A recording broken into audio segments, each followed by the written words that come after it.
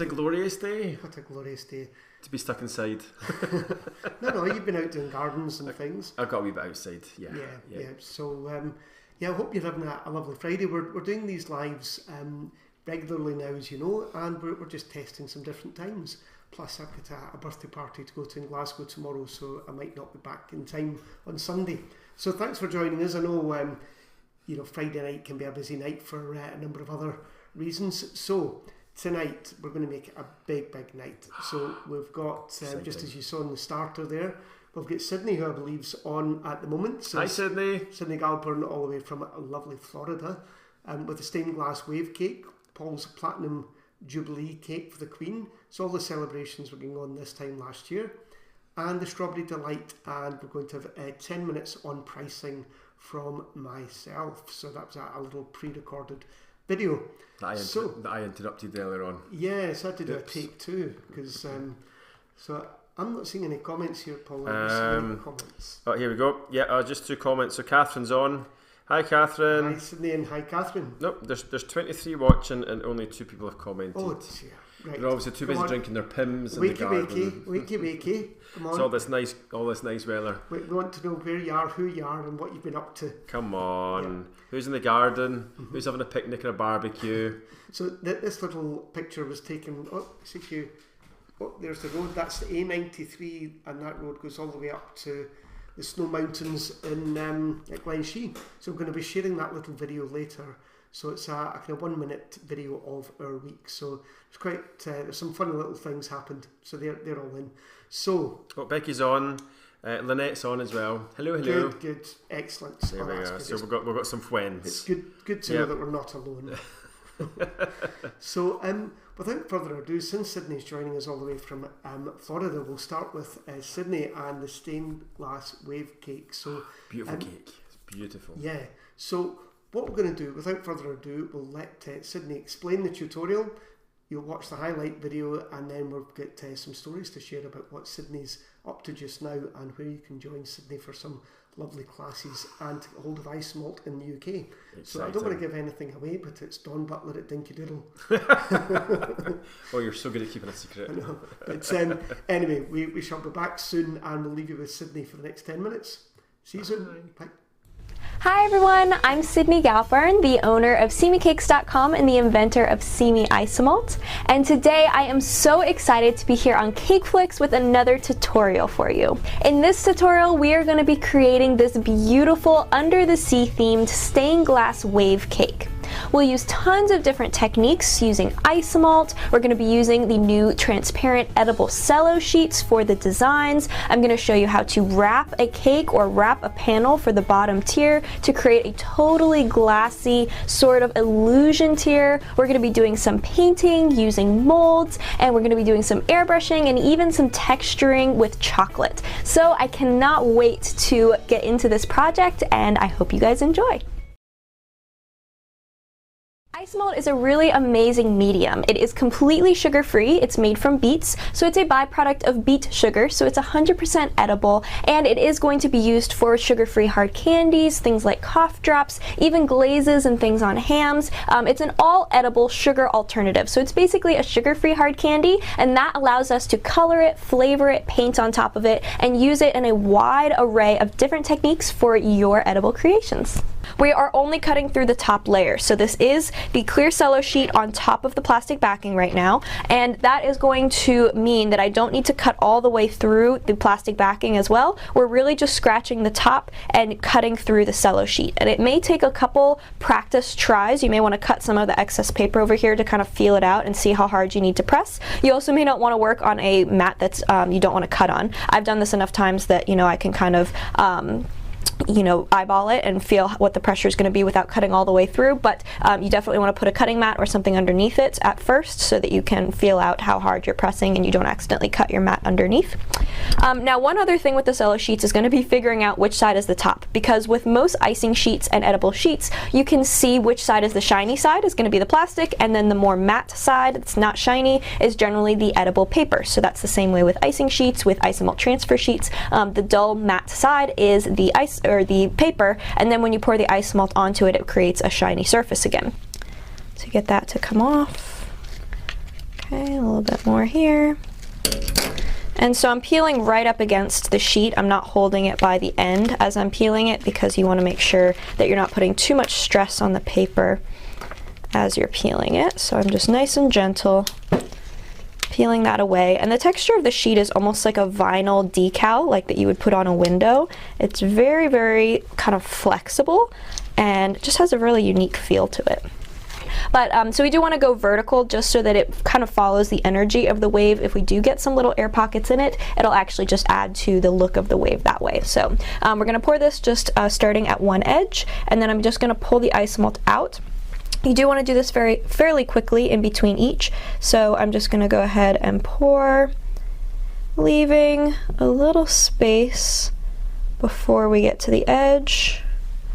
Like that, and then just quickly taking my tool, and it's okay if it does run over at the edge a little bit because I can fix that really easily with my torch and my scissors afterwards. So I'm mostly just focusing on getting it all covered and just pushing it up.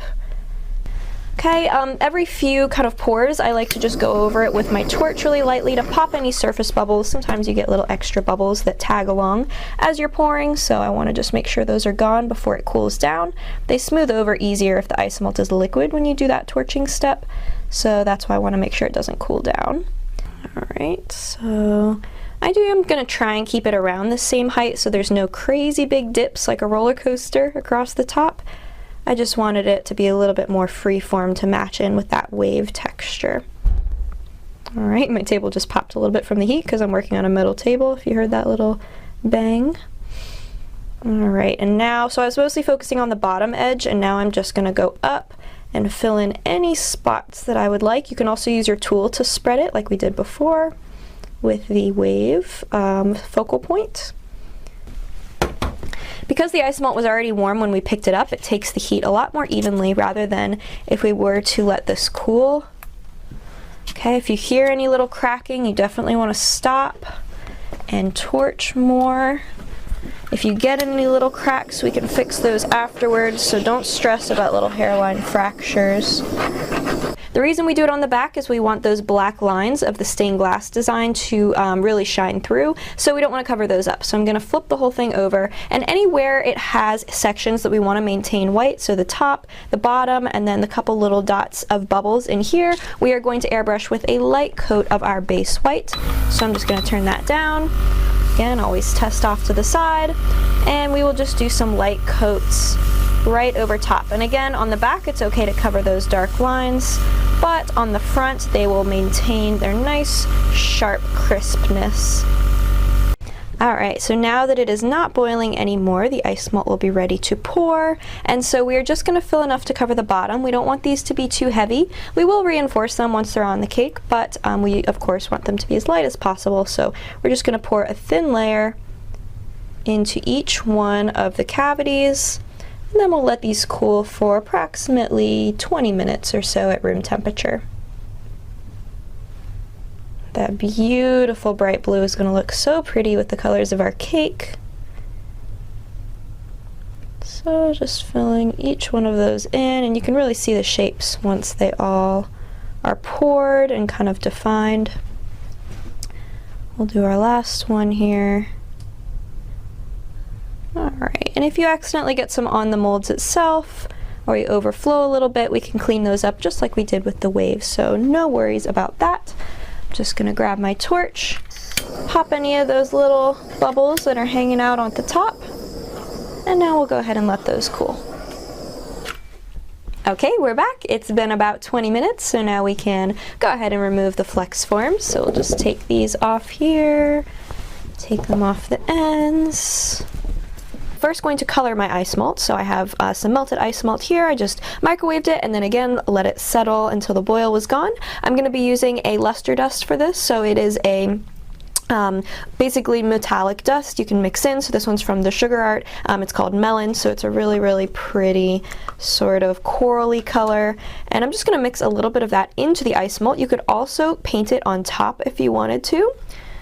So you have different options for how you want to, color your ice malt, from mixing things in to painting on top. So how I mixed in the airbrush color before, you can do that with any airbrush color. Any luster or petal dust can be mixed in. The one thing you want to make sure you're not mixing in is gel color. So gel color will break down the ice malt and not allow it to dry properly. It won't be as strong because of the gel in it. So just make sure you don't mix gel color or paste color into the ice malt. A water or alcohol or powder based is going to be best. And you can also, if it looks like some of the dust is breaking up, you can give that a stir just one more time to make sure that it all is mixed together. That's especially important with dust, I find, because sometimes they seize up a little bit from the liquid and like to clump, so you just want to make sure they're very well mixed in.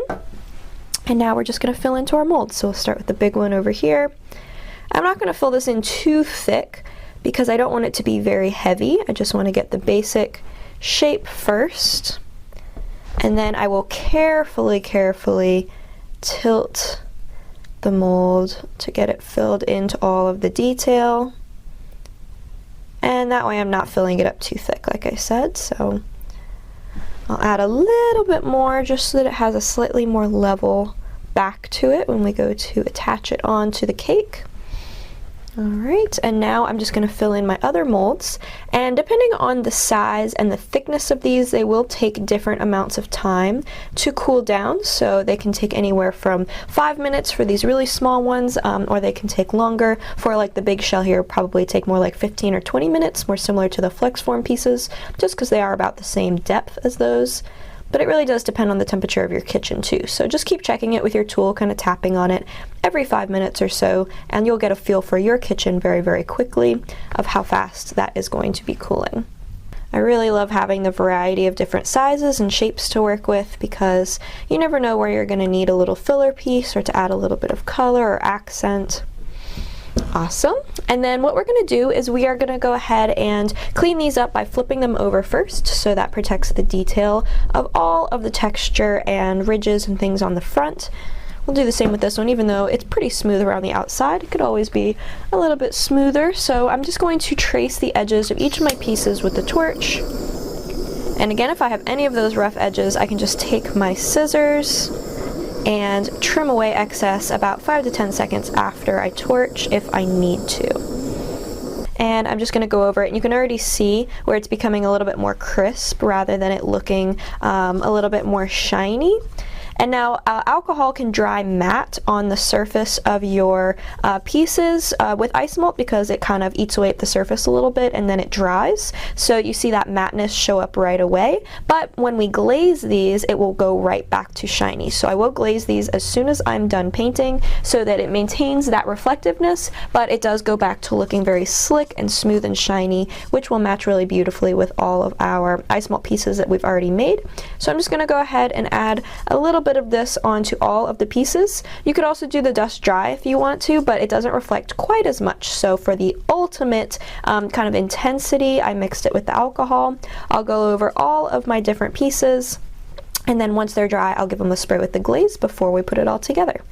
So I'm going to spread it relatively thin in no particular design, just kind of thinking about how I want the chocolate to kind of fall down in tendrils, but really not being too specific with it. And then as it starts to cool and harden, what we're going to do is start tapping the spatula onto the chocolate. So I'm just tapping it just over and over in the same spots. This is going to help it to cool. It's going to start to create some texture. And then as it cools a little bit more, we're also going to use a texture mat on it to create this really neat coral effect. So you'll see the little spots get smaller and smaller as it starts to cool and hold its shape. And then I'm using a little bit of liquid isomalt, and I'm going to spread that on, kind of connecting the two pieces together. And there's going to be a shell in front of this, so I really want to just add as much glue as I can. I'm not worrying about what it looks like. So I'm just really making sure that's going to be cemented on there. And then I'm just going to turn it so I can see it from the side. Make sure that's all looking good. You don't really want to add the isomalt onto the chocolate because it's just going to melt it, but I can add a little bit between the fondant part up here and just kind of let it attach down onto the squiggle here. Just kind of spread it around a little bit. I'm using the same color so that it'll kind of blend in with what we're doing. And then I'm gonna figure out kind of exactly what angle and where I would like to put it. All right, I'm thinking right about there. We're gonna press it on. Instead of adding ice malt to the bottom attachment point, since this one doesn't have any fondant that it's sticking to, just chocolate, what we're gonna do is let that cool, and then I'll add some chocolate to the bottom as kind of a glue just to help hold it in place. Thank you so much for watching this tutorial. I really hope that you enjoyed it. Thank you so much to CakeFlix, the whole CakeFlix team, for having me. It has been so much fun to create this cake with you. And make sure to tag me in pictures if you use any of these techniques in your own work. I would absolutely love to see it. You are also welcome to email me if you have any questions. You can message me on Facebook or Instagram. I am more than happy to answer any questions that you have about this course, and I really hope that you enjoyed it. Until next time, keep life sweet.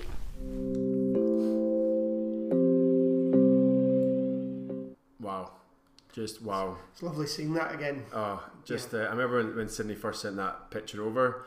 I was actually generally my sort of I didn't know what to say, because the cake was so different, and the ice malt using a sort of different style, just absolutely brilliant. So thanks, Sidney. And I must confess, I don't use ice malt, so I need to. David, you need to get me some ice malt toys. Yep. Yeah. So I've got blowtorch. I've got the blowtorch, and I've got some mats. So I need to have a playtime. Yeah, some playtime. So I need to get in it, because it just takes your cakes to another level. So just brilliant. Well, it's actually interesting because we first got in touch with Sidney because our members were asking for ice malt cakes, and who better than Sidney? She's the queen of ice malt, and I mean that cake just kind of says it all. And Catherine Holmes, one of our pro members, made a replica of the coronation crown for the Jubilee, which was all thanks to Sidney. I remember chatting to Catherine about that at the Cake International. Yeah. So it's funny how that all just like a little domino effect. Yeah. And of course, Sidney is going to be at Cake International. So yeah, Cake International at the NEC. So you also get to meet Sidney's lovely parents. They're always good fun. Such a lovely family, and definitely a family business. And Sidney loves to help. So if you want to go over to her stand, I think she's going to be at the Dinky Doodle. Yes, well, I know certainly going to be launching some courses with Dawn from Dinky Doodle. I think hopefully I'm not letting the cat out the bag, but I think there's going to be an announcement. I think the course is 7th of November, so just watch out for some details coming, both I would assume from Dawn and from Sidney. Now we're doing a bit of an experiment tonight, so can you give me some feedback, because we're actually streaming live at the moment on Facebook, on Vimeo, and on YouTube, all through the One Production software. And I just had a little wobble to say that the stream might be buffering. So let me know if it is. That would be good of you. But Oh, now what else? Oh yes, how could I forget? So Sidney, if you haven't been there before or heard about this, Sidney through Simi Cakes run. I need to pronounce this correctly. Simi Sugar Splash Retreat. And that's in none other than Cocoa Beach, Florida, January the 16th to 18th. Now, for anybody in the UK who wants to escape the British winter, then when is it? It's the 16th to 18th of January. Oh my goodness. So if you go to Simi Cakes website, you'll get all the information on there. Wow. So just some shout outs to some people that have joined us. So I think said hi to Lynette. Oh, you've got the comments, didn't realise. Yeah, I had to open another window. Some strange stuff going on. Good evening to Gemma and Tamara and Hanat. Oh, I keep pronouncing your name wrong. From Texas, I'll have another go. Hanata. Hopefully that's correct. No offence meant if it's not. Hi to Tina and Sidney's on. Ash saying wonderful tutorial, and Catherine saying it is buffering a little bit. Yes, details coming soon through. Right, I'm going to switch off.